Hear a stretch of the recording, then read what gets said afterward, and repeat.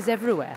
And if we can bring in our decision making as legislators the possibility for your best traditions to be preserved, then we can all coexist happily. And I think this is a real true example of that. Waarom is het zo belangrijk?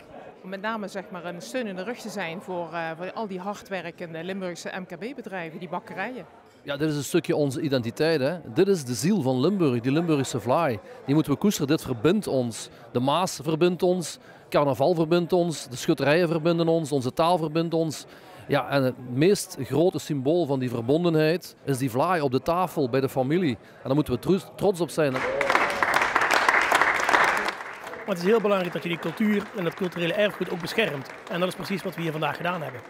Waar moet het nu aan voldoen? Kunt u ons een paar regels geven van de criteria die gelden voor de Limburgse vlaai nu? Het moet dagvers in Limburg gebakken zijn.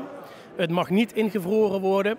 Het moet rijkelijk belegd zijn. Het mag tussen de 140 en de 1,4 kilo wegen. Het moet in Limburg gebakken zijn. Dat zijn een aantal van de belangrijkste dingen. Waarom is dat belangrijk? Omdat er heel veel te koop is, wat totaal niet met Limburgse vlaggen te maken heeft. Als het rondjes en gebakken zeg ik altijd, en de Zuid-Limburgse vlaai op dat verkup blijkbaar goed. En dat willen we niet meer, als echte ambachtelijke bakkers. En juist door de Limburgse vlaai ook als zodanig te certificeren en vast te leggen en te beschermen, leg je die unieke binding met Limburg en die vlaai leg je vast. En dat maakt het veel sterker. Dat maakt ook de positie van de bakkers in Limburg natuurlijk veel steviger. Maar ik vind het toch gewoon passen. Everything has to come out of the oven. Die erkenning geeft een extra impuls, vind ik, ter promotie van de Limburgse vlaai. Ook ter ondersteuning van de bakkers. Want ik moet toch zeggen, het is mede dankzij hen dat we dit hier nu vandaag erkennen.